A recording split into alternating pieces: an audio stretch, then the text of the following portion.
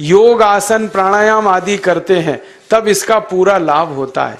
तो मैं आपको आपकी जिंदगी के लिए छोटे छोटे कुछ 4 नियम बताना चाहता हूं, और ये 4 नियम का पालन आप सब करिए।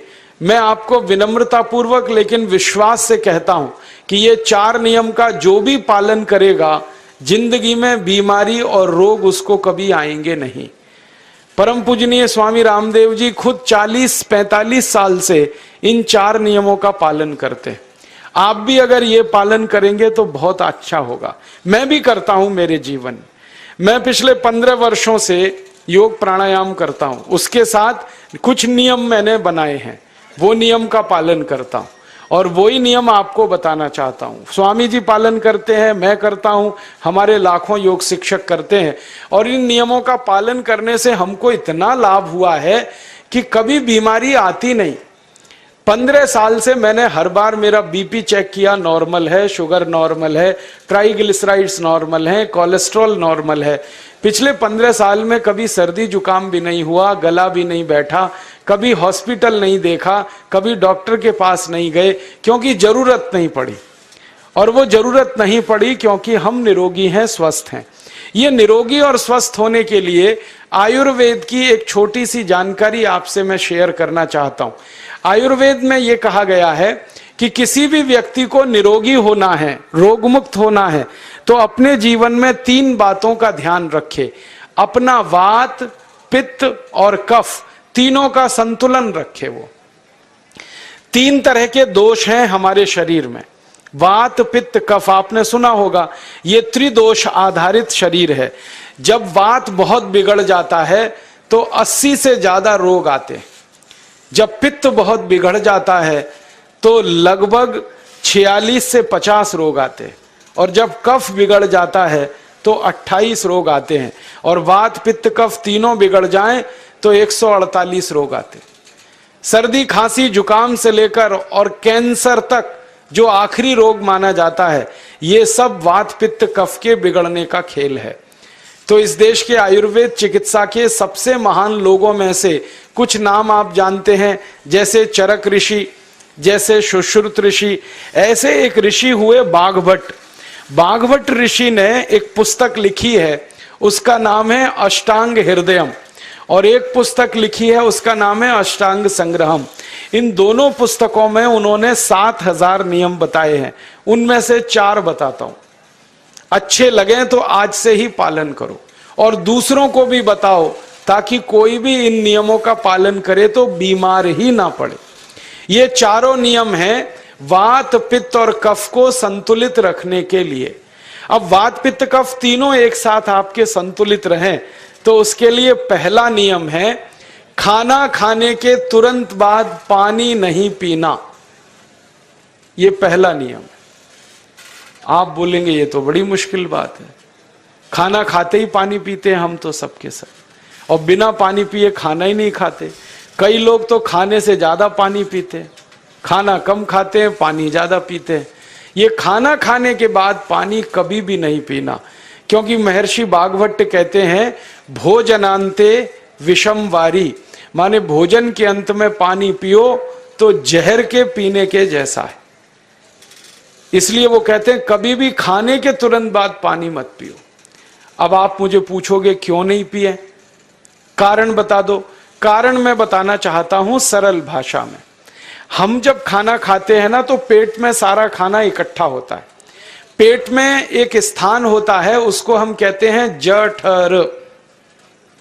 संस्कृत में, हिंदी में जठर कहते हैं, अंग्रेजी में उसको एपिगैस्ट्रियम कहते हैं, हिंदी में कुछ लोग उसको आमाशय भी कहते हैं। ये जठर छोटा सा स्थान है। आपके पेट में नाभि है ना, उसके लेफ्ट साइड में बाईं तरफ छोटा सा स्थान है। सारा खाना आपका इसी स्थान पर आता है। जो भी आप खाते हो, रोटी, चावल, दाल, सब्जी, दूध, दही, कुछ भी खाओ, सब कुछ जठर में आता है।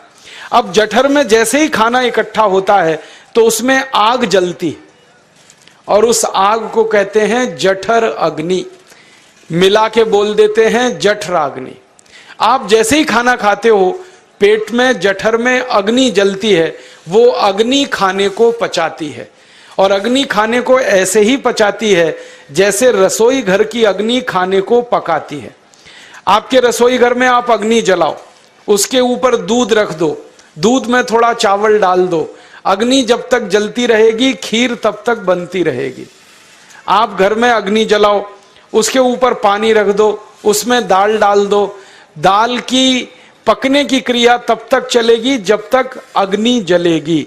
ऐसे ही पेट में होता है, जैसे ही आपने खाना खाया पेट में अग्नि जलती है, और जब तक अग्नि जलती है तो खाने के पचने की क्रिया चलती है। जैसे रसोई घर में खाना पकाते हैं वैसे ही पेट में भी खाना पकता है, इसी को हम पचने की क्रिया कहते हैं, अंग्रेजी में उसको डाइजेशन कह देते हैं।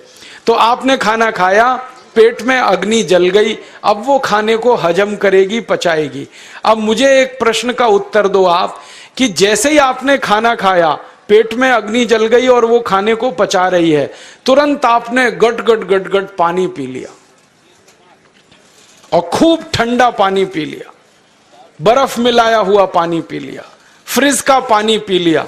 क्या होने वाला है? अग्नि जलेगी कि बुझेगी?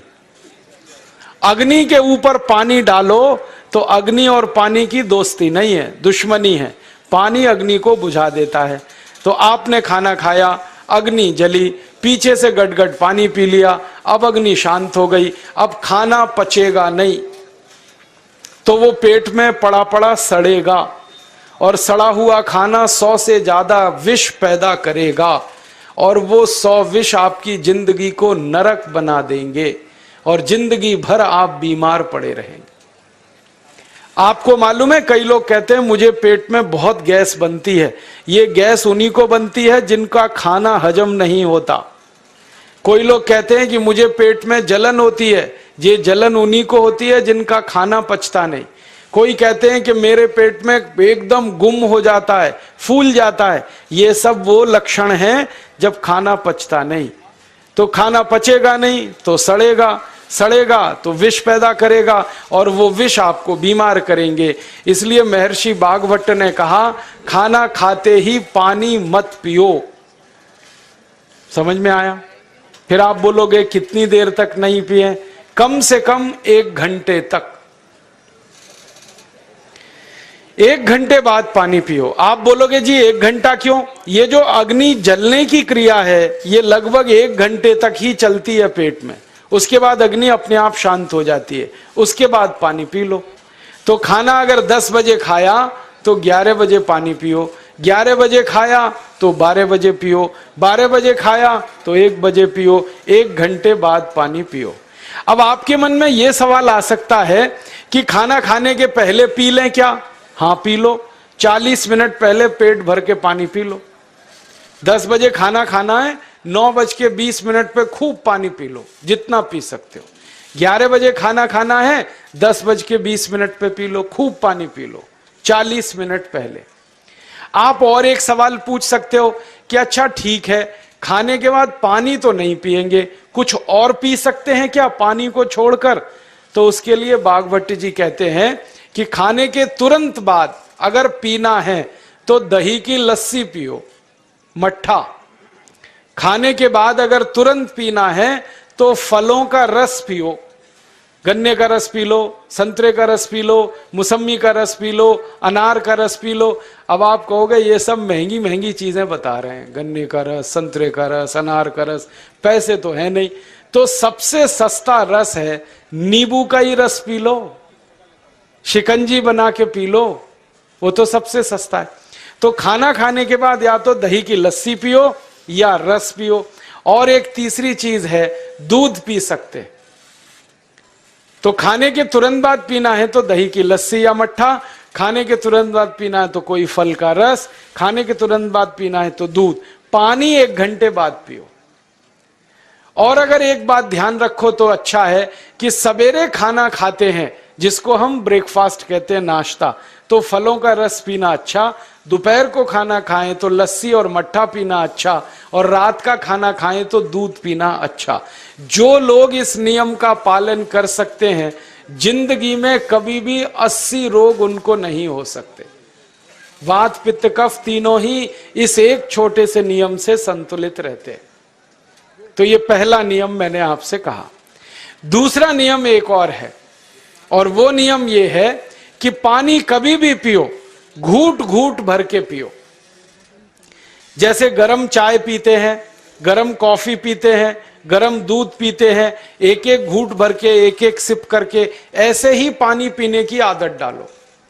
ये मुंह में एक बार गिलास लगा लिया, गटागट उसको खाली कर दिया, ये तरीका गड़बड़ है। एक घूट पानी, दो घूट पानी एक बार में उतना ही पियो। आप बोलोगे ये क्या चक्कर है? बात ऐसी है कि एक एक घूट पानी जब हम पीते हैं तो मुंह की लार पानी के साथ मिलकर पेट में अंदर जाती है, और ये जो मुंह की लार होती है ये क्षारीय होती है, और पेट में हमेशा अम्ल बनता रहता है। तो एक घूट पानी पिया, मुंह की लार इसके साथ अंदर गई, दो घूट पिया और ज्यादा गई, बार बार लार अंदर जाएगी तो क्षार पदार्थ पेट के अम्ल के साथ मिलेगा। पेट में अम्ल बनता है, मुंह में लार क्षारीय होती है। तो ये क्षार को अम्ल में मिला दिया जाए और ये अच्छे तरीके से मिलकर पेट में जाए तो कभी भी कोई व्यक्ति के पेट को अम्लता नहीं होती, एसिडिटी नहीं होती। और पेट में अम्लता नहीं होती तो रक्त में अम्लता नहीं होती, और जिनके रक्त में अम्लता नहीं होती उनकी जिंदगी में कभी भी वात पित्त कफ के असंतुलन की स्थिति पैदा नहीं होती। इसलिए पानी घूट घूट करके पीना। मैं आपको एक छोटा सा मेरा ऑब्जर्वेशन बताता हूं, परीक्षण। आप भारत देश में या दुनिया में कहीं भी जाओ, मनुष्य को छोड़कर पशु पक्षियों को देखना शुरू करो, वो पानी कैसे पीते। किसी चिड़िया को पानी पीते हुए देखो, किसी पक्षी को पानी पीते हुए देखो, वो चोंच के एक बूंद ही के बराबर ही पानी उठाता है। एक बार में एक बूंद पानी लेगा, फिर थोड़ी देर चोंच चलाएगा, फिर पिएगा, फिर दूसरी बूंद लेगा, फिर चोंच चलाएगा, फिर पिएगा, फिर तीसरी बूंद। एक एक बूंद पक्षी पानी पीता है। कुत्ते को पानी पीते हुए देखो, चाट चाट के पानी पीता है। शेर को पानी पीते हुए देखो, चाट चाट के पानी पीता है। जितने जानवर चाट कर पानी पीते हैं, जितने पक्षी एक एक घूंट पानी पीते हैं, किसी भी पक्षी और किसी भी जानवर को डायबिटीज नहीं है, किसी को अर्थराइटिस नहीं है, कोई पक्षी ओवरवेट नहीं है, कोई पशु ओवरवेट नहीं है। वो सब स्लिम और ट्रिम हैं, क्योंकि वो इतने होशियार हैं कि पानी चाट के पीते हैं या घूट घूट करके पीते। अब मुझे ये हैरानी होती है कि ये पशु पक्षियों को कौन सिखाता है? वो अपने जन्म से ये ज्ञान सीख के आते। उनका कोई गुरु नहीं है, उनका कोई विद्यालय नहीं है, उनके कोई प्रशिक्षण शिविर नहीं लगते, फिर भी उनको इतनी अकल है कि पानी घूट घूट पीना। और हम ये मनुष्य जिनके इतने गुरु, इतने विद्यालय, इतने कॉलेज, सीखने वाले, सिखाने वाले, और हम मूर्खों के मूर्ख गटागट गटागट पानी पीते रहते। तो पानी पीने का तरीका बदल दो, घूट घूट भर के पानी पियो। ये दूसरा नियम है। तीसरा नियम है कि जिंदगी में कितनी भी प्यास लगे, ठंडा पानी कभी मत पियो। बर्फ डाला हुआ पानी, फ्रिज में रखा हुआ पानी, वाटर कूलर का पानी जिसका तापमान बहुत कम है, ये कभी मत पीना। क्यों? क्योंकि शरीर आपका गर्म है और पानी ठंडा है। अब होता क्या है वो मैं समझाता हूं सरल भाषा में। पेट तो गर्म है, अब इसमें ठंडा पानी डाल दिया आपने तो अंदर झगड़ा होता है। और झगड़ा क्या होता है? या तो पानी पेट को ठंडा करेगा या पेट पानी को गर्म करेगा। अगर पानी ने पेट को ठंडा कर दिया तो पेट के ठंडा होते ही हृदय ठंडा होता है, हृदय के ठंडा होते ही मस्तिष्क ठंडा होता है, मस्तिष्क के ठंडा होते ही आदमी ठंडा होता है, और आदमी ठंडा होते ही राम नाम सत्य होती है। आपको मालूम है जब शरीर ठंडा पड़ जाता है तो घर में भी नहीं रखते, निकाल के बाहर सड़क पर रख देते। जो घर आपने बनाया अपनी मेहनत से, शरीर के ठंडा पड़ते ही निकाल बाहर करते हैं उस घर में से, और फिर चिल्लाने लगते हैं लेके जाओ, जल्दी लेके जाओ, इसको जला के आओ। माने ठंडे शरीर की इज्जत नहीं है। तो ठंडा पानी क्यों पी रहे हो भाई? बंद कर दो। कोई जानवर ठंडा पानी नहीं पीता, कोई पक्षी नहीं पीता। तो आप ये ठंडा पानी पीना बंद करो, सादा पानी पीना शुरू करो। और गर्मी के दिनों में बहुत अगर आपको तकलीफ है तो मिट्टी के घड़े का पानी पी लेना, फ्रिज का और बर्फ का नहीं पीना। ये तीसरा नियम है। और चौथा और आखिरी नियम है कि आप सवेरे ही सवेरे जब सोकर उठते हो तो सबसे पहले पानी पियो। जैसे ही आपकी आंख खुल गई तो पहले 2-3 गिलास पानी पी लो, उसके बाद आप टॉयलेट में जाओ। उठते ही पानी पियोगे तो 2 फायदे हैं। पहला फायदा यह है कि पानी पेट में जाकर बड़ी आंत को साफ करता है, और जैसे ही बड़ी आंत की सफाई होगी पेट पे दबाव पड़ेगा और आप संडास घर में जाएंगे, 2-3 मिनट में पेट आपका साफ हो जाएगा। जिनका पेट सुबह एक बार में साफ हो जाता है उनकी जिंदगी में कभी रोग नहीं आता। इसलिए सुबह सुबह उठते ही पेट साफ होना जरूरी है। और उठते ही पानी पियोगे तो मुंह की जो लार है वो पानी के साथ मिलकर अंदर जाएगी। सुबह पेट में एसिड की मात्रा ज्यादा होती है, इसलिए लार का पेट में जाना बहुत जरूरी है। इसलिए सुबह उठते ही पानी पीना बहुत जरूरी है। ये 4 नियम हैं आयुर्वेद के। पहला नियम, खाना खाने के 1 घंटे बाद पानी पीना। दूसरा नियम, पानी को हमेशा घूट घूट भर के पीना। तीसरा नियम, कभी भी जिंदगी में ठंडा पानी नहीं पीना। और चौथा और आखिरी नियम, सवेरे उठते ही सबसे पहले पानी पीना। 4 नियमों का पालन जो भी अपने जीवन में कर सकता है वो वात पित्त कफ तीनों को संतुलित रख सकता है। और जिसका वात पित्त कफ संतुलित है उसके जीवन में बीमारी नहीं आती है। और जो बीमार नहीं पड़ते हैं वो स्वस्थ और तंदुरुस्त और सुखी रहते हैं। उनकी जिंदगी का खर्चा कम होता है और देश का भी बहुत सारा पैसा बचता है। आपको शायद मालूम है या नहीं, 1 साल में हम जब बीमार पड़ जाते हैं भारतवासी, तो साल का करीब 6 लाख करोड़ रुपया हमारा खर्च हो जाता है उन बीमारियों का इलाज करने में। इसलिए इतना पैसा फालतू में हम खर्च करें हर साल 6 लाख करोड़, ये बहुत बड़ी रकम है। इससे बेहतर यह है कि हम बीमार ही नहीं पड़ें और स्वस्थ रहें, सुखी रहें। और ये 6 लाख करोड़ का जो खर्चा हम करते हैं बीमार पड़ने पर, अक्सर ये एलोपैथी की दवाएं खाने में खर्च होता है। और जो एलोपैथी की दवाएं हम खा रहे हैं, जैसे paracetamol, Baralgan, Butazone, oxyphenbutazone, aspirin, Disprin, Novalgin, ये सब ऐसी खराब दवाएं हैं जो दुनिया के देशों में 20 साल पहले बंद हो चुकी हैं, भारत में धड़ल्ले से बिक रही हैं और हमको बीमारियों से ज्यादा गंभीर बीमारियों में फंसा रही।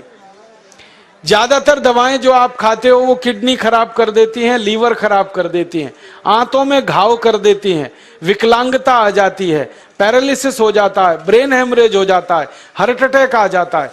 दुनिया में लगभग इस समय 84,000 दवाएं बिकती हैं और आपको सुनकर हैरानी होगी, उनमें से मात्र 117 दवाएं हैं जो काम की हैं, बाकी सब बेकार की दवाएं हैं। उन बेकार की दवाओं को खाकर हम 6 लाख करोड़ खर्च करते हैं। ये बहुत दुख और अफसोस की बात है। और ये 6 लाख करोड़ का खर्चा समाज के वो लोग करते हैं जिनको जिंदगी में हर समय अपना आर्थिक स्थिति को देख के चलना पड़ता है, जिनकी आमदनी बहुत नहीं है, जिनके घर में आमदनी के बहुत ज्यादा साधन नहीं है, उनको ये पैसा खर्च करना पड़ता है। तो कई बार क्या होता है, किसी का घर बिक जाता है, किसी का खेत बिक जाता है, किसी के घर के गहने गिरवी रख जाते हैं, किसी को कर्ज लेना पड़ जाता है, किसी को कर्ज लेकर दोबारा कर्ज लेना पड़ जाता है। मैंने इस हिंदुस्तान में पिछले 15 साल के प्रवास में देखा कि गांव-गांव के गरीब किसान कर्ज ले लेकर ये महंगी दवाएं खाकर इलाज करते हैं, डॉक्टरों को पैसा देते हैं, दवा कंपनियों को देते हैं, और वो पैसा फिर इस देश में से दूसरे देश में चला जाता है, क्योंकि अक्सर ये दवाएं बनाने वाली कंपनियां विदेशी होती हैं। तो हम 6 लाख करोड़ खर्च करें अपने खून पसीने की कमाई का, उससे अच्छा ये है बीमार ही ना पड़ें, दवा खाने की जरूरत ही ना पड़े, तो हम सुखी रहें, स्वस्थ रहें। तो योग प्राणायाम करें, 4 नियमों का जीवन में पालन करें, बहुत आसान है आपके लिए। और अब एक छोटी सी एक बात और आप,